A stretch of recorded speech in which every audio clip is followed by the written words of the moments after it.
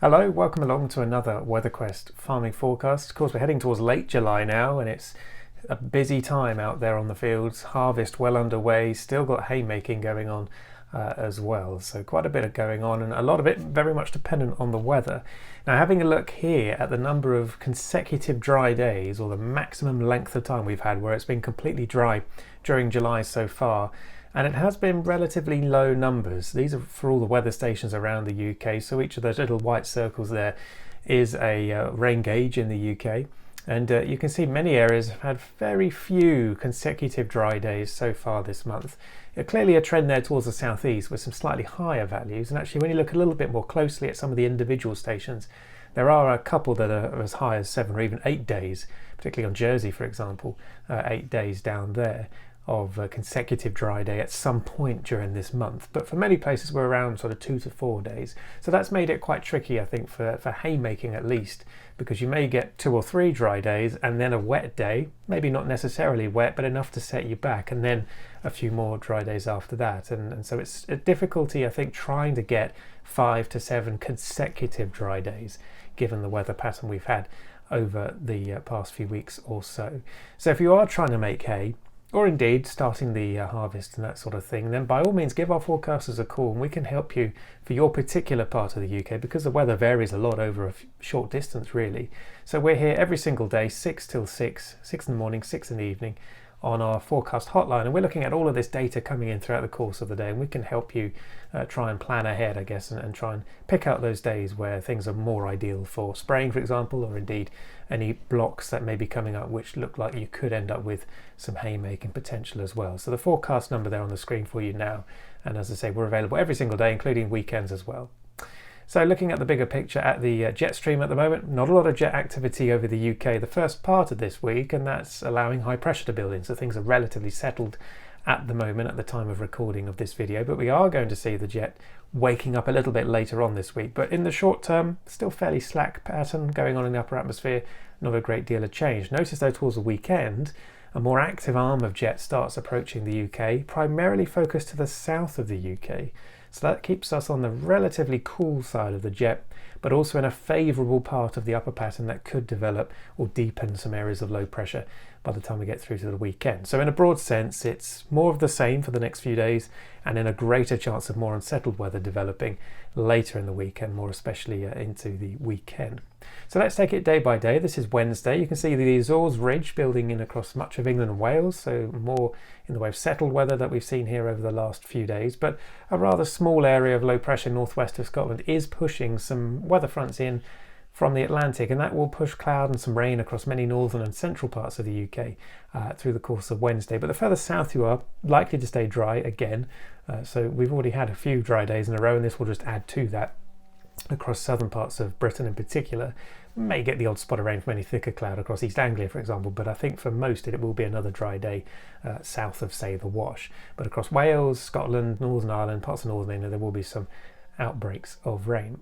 And that weather front continues to meander about, eventually moving southeast on Thursday. So even the southeast has a risk of a few showers or some showery bursts of rain later in the day on Thursday. Bit of uncertainty about how active the front will be by the time it gets here, but a cold front will move through regardless by the time we get through to Thursday evening here. And then notice by Friday a transient ridge builds in. It isn't going to last very long, but it does give many of us a dry day on Friday.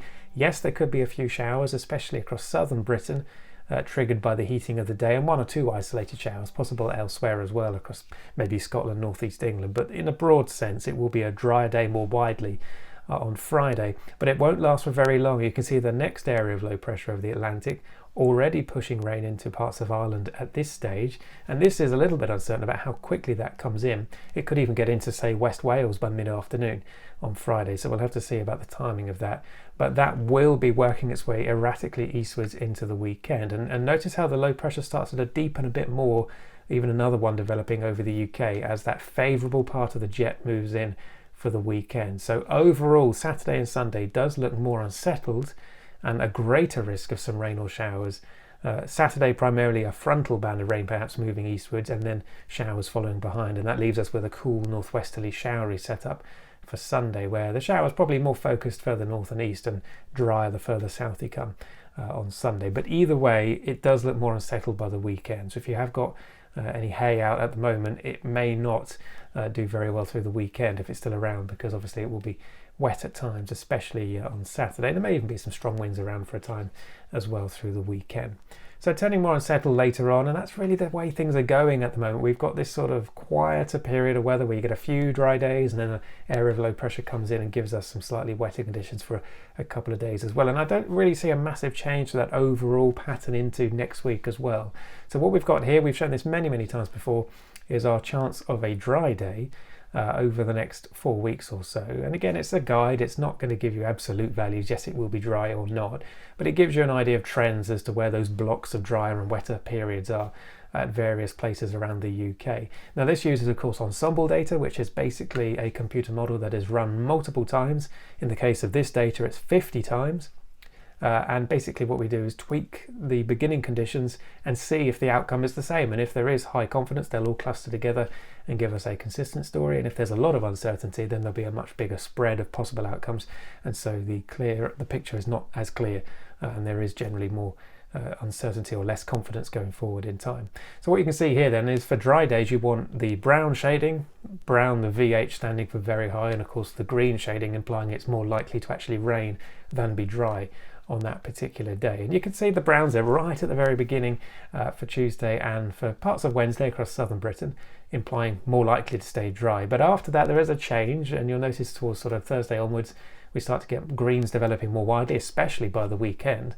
So that just implying a more likely to get a wet day there through the course of the weekend. Now into next week there is actually quite a bit of uncertainty at the moment as to exactly how things will play out. I suspect it will be a continuation with low pressure coming in for a few days, and then maybe a couple of dry days as the ridge builds in before the next low comes in off the Atlantic. So sort of a trough ridge type of regime, but no particular weather type lasting for too long in either case. And this kind of indicates in this data here that northern areas are more likely to have rain on many days through the course of next week, whereas the further south you are, especially towards mid to late next week, there are hints that it's not quite so green. Now white shading basically means 50-50, so it doesn't guarantee you a dry day. Equally, it doesn't guarantee you a wet day, but it just suggests that there's a reasonable chance it could go either way. So if you want several consecutive dry days, ideally you are looking for some of the brown colours there, because that suggests that there is more confidence towards the drier end of the spectrum on those given days. And there isn't a lot of brown showing until we get through to perhaps the early part of August across southern parts of the UK. So there may be a sign, and it's still a long way off at the moment, that we may get a little bit more in the way of high pressure building in further on into August, so in a couple of weeks' time or so, which may give more in the way of dry weather, especially as you can see there across those more southern and southeastern parts of the UK. Whereas the further northwest you go on this graphic here, again, those greens just dominate through much of this forecast period. Doesn't mean it will rain every single day for the next 4 weeks, of course, but at some stage there will be various fronts coming in and some rain and showers, and no real sign of that pattern changing in any massive hurry the further north you are. So subtleties going on. No doubt some of this data will change a little bit, but they are the trends basically. No real change to what we've seen so far until perhaps we get in a bit more into August and things could dry up for a little bit longer across some southern parts of the UK. We'll see a little bit closer to time. Now, if you are trying to grab opportunities to go spraying, for example, or collect the hay, get the harvest in, that sort of thing, in between these bits and pieces of rain and showers, then a good app or a good site to use is WQRadar. And here you can see where all the rain and showers are right now. You can see how they're travelling, see if they're coming towards you, for example. And you can also see other variables overlaid on the top, such as temperature or wind speed, obviously very crucial for spraying as well from the nearby weather stations. And if there's lightning in the vicinity, we can also send you lightning alerts via text or email as well. So that option is also available. And if you want to sign up, you can do. The first year is half price, usually about £25 or so. More details on the website, wqradar.co.uk, but I highly recommend if you are outdoors for any length of time, not just for agriculture, many other activities such as golfing, leisure and so forth could benefit from this kind of service as well. So across Europe for the bigger picture now, moving through the very end of July into the beginning of August here. So this is next week, the mean pressure pattern anomaly for the whole week. So it's 7 days all averaged out. It's not going to pick out individual events, but what it does imply, the blue shading there, indicating where pressure is lower than normal for the time of the year. And you can see blue does dominate across much of the UK and extending further afield into many parts of northern Europe as well. So that just basically means lower than normal pressure for late July into early August, which generally translates into more unsettled weather. And because the flow is often from the Atlantic rather than from southern climes, it's not a particularly warm direction, not really a direction that would get you into a heat wave sort of category. So you can see the blues there dominating across, again, the UK and indeed into much of northern Europe, implying a below average temperatures overall. So no sign here of any major heat for any length of time. Whereas further south across Spain, for example, southern France, here the signal is for above average temperatures. So here it could actually be pretty warm, if not hot, through this spell. And even northern Scandinavia maintaining above average temperature anomalies here as well. And in terms of rainfall, you can see quite clearly the green there across southern Scandinavia over to parts of Eastern Europe, Poland as well, seeing above average rainfall. The UK overall near or above average rainfall being signalled right now, except for the far southeast here where the high pressure may ridge a bit longer, as we've seen this week. Then here rainfall may actually be below average through the week, but not necessarily completely dry, because I think there will be some rain here at times through this period. Now, it's this time of the year when things tend to become rather difficult to pick out specific detail. In the summer, predictability is naturally lower in the summer months than it is in the winter months. And that shows up quite well here, because actually for week 3, there's not really much signal showing either way. Yes, there is some pale blue shading implying slightly lower than normal pressure in places, but really there's no massive weather feature showing up here to suggest any prolonged weather of any one type. So it's more of the same, really, I suspect, through into the beginning of August.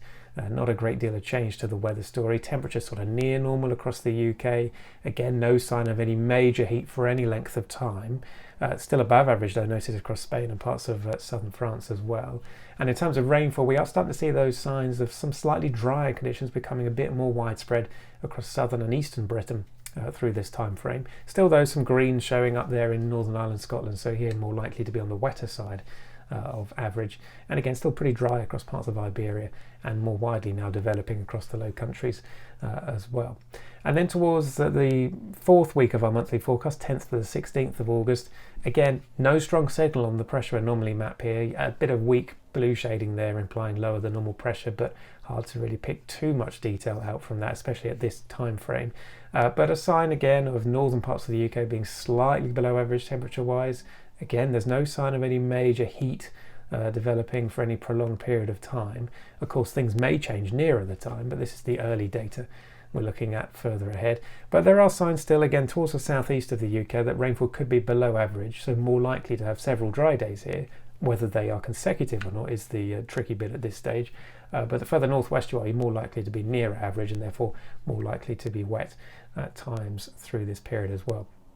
So overall, not a great deal of change to what we've seen over the last couple of weeks or so. And for this week in particular, we have that increasing risk of some rain across northern and then central parts of the UK as we go through Wednesday into Thursday. But the far south, actually, even by Friday, won't have seen very much rain, just a few millimetres here and there, but not a significant amount of rain. But that will probably change into the weekend. As I say, the detail is still uncertain for the weekend, but overall it does look more unsettled with some rain and showers quite widely for a time.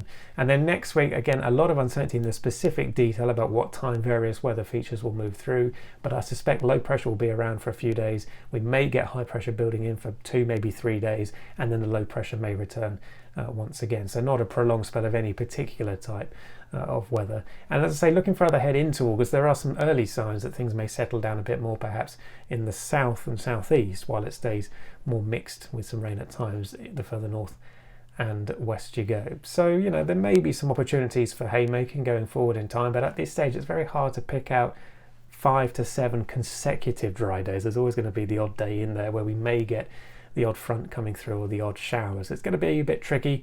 My best advice is to keep up to date with the latest forecast, and you can follow us on social media to keep up to date with our latest day-by-day forecast. And on our website we have our daily updated East Anglia podcast as well. Bye for now.